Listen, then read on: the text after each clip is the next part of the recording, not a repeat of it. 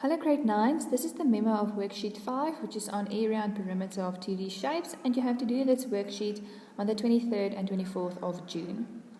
Right, they ask us to calculate the perimeter and area of the following kites, and we should round off our answer to 2 decimal places where appropriate.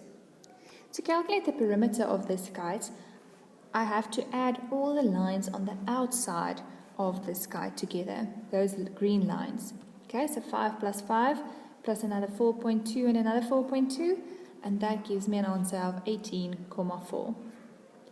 To calculate the area of this kite, the formula is half times, and then I multiply the two diagonals together. In this case, the diagonal is line AC, and the other diagonal is line BD.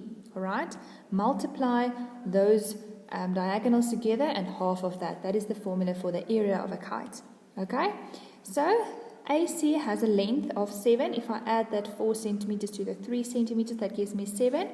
And BD has a length of 6 centimeters. All right, and if you calculate that, your answer will be 21 square centimeters.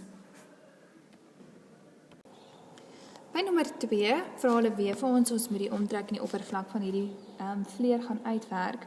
Maar jy kan duidelik sien dat hier baie inligting nog kort kom. So kom ons gaan kry eers al die inligting en al die afmetings van hierdie vleer.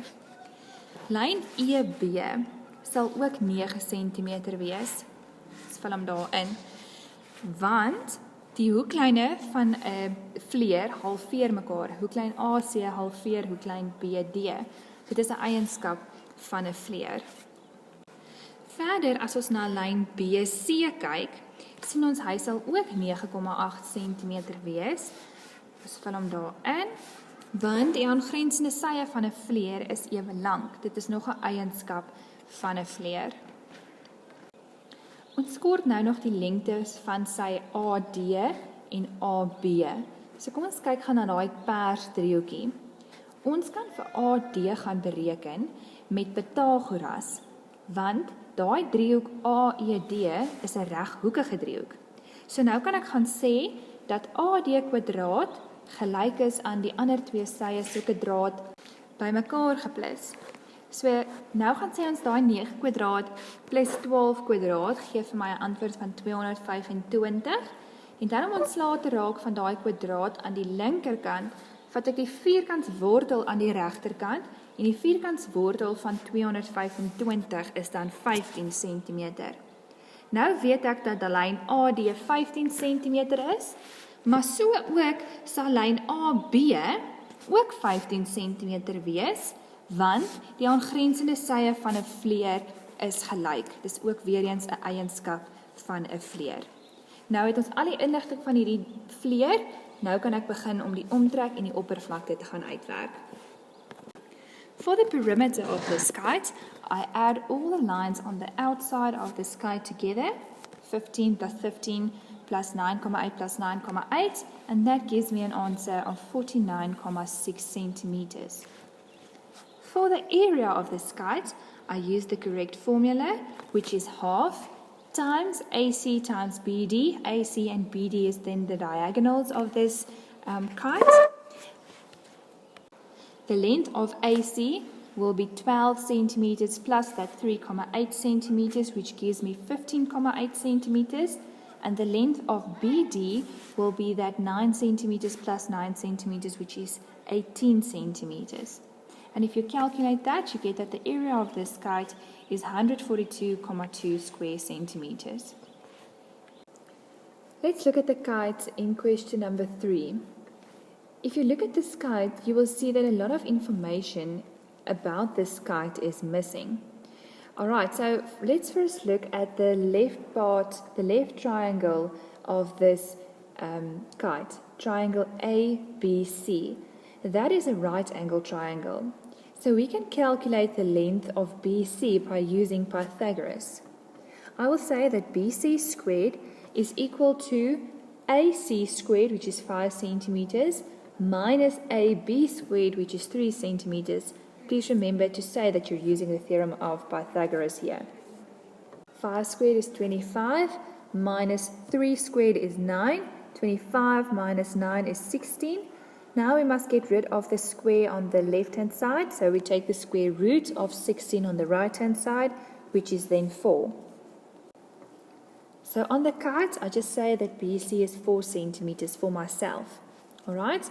But we know that BC will also be the same length, have the same length as CD, because this is a property of a kite. So we know that the length, or you can just say that the adjacent sides of a kite is equal. So now we know that BC as well as CD is 4 centimeters. Verder gee hulle vir ons dat driehoek BDC 60 cm is. Dit is vir ons gegee. Maar dan weet ek dat driehoek CBD ook 60 cm moet wees as gevolg van gelyke hoeke teenoor gelyke sye.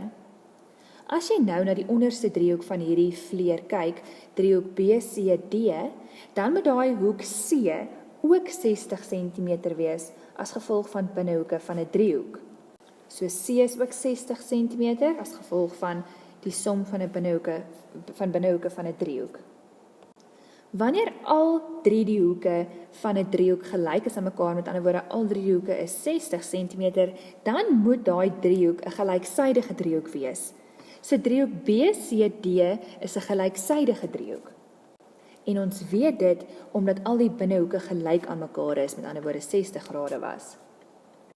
Daarom kan ek sê dat lyn BD ook 4 cm is as gevolg van die sye van 'n gelyksydige driehoek. En daar het ek hom ingeteken, daai blou lyn BD is dan ook 4 cm. Al wat nog kort is die sylengte van AD, en AD sal dieselfde sylengte as AB hê, wat 3 cm is, want dit is die aangrensende sye van 'n vleer, 'n eienskap van 'n vleer. Nou het ons al die inligting, en nou kan ons verder gaan om die omtrek en die oppervlakte van hierdie driehoek te gaan uitwerk. For the perimeter of this kite, ek het net gesê, ons kan die omtrek en die oppervlak van hierdie driehoek gaan uitwerk. Nee, dit is 'n vleer. Right, to calculate the perimeter of this kite, I simply add all the lines on the outside of this kite, of this figure, 3 plus 3 plus 4 plus 4, and that gives me an answer of 14 centimeters. To calculate the area, I use the correct formula, and the formula for the area of a kite is half, times in this case AC times BD, which is the diagonals of this kite. AC has a length of 5 and BD has a length of 4 centimeters. En dit gee dan vir jou 'n antwoord van 10 vierkante centimeter. Ek hoop julle het 'n lekker dag verder. Totsiens.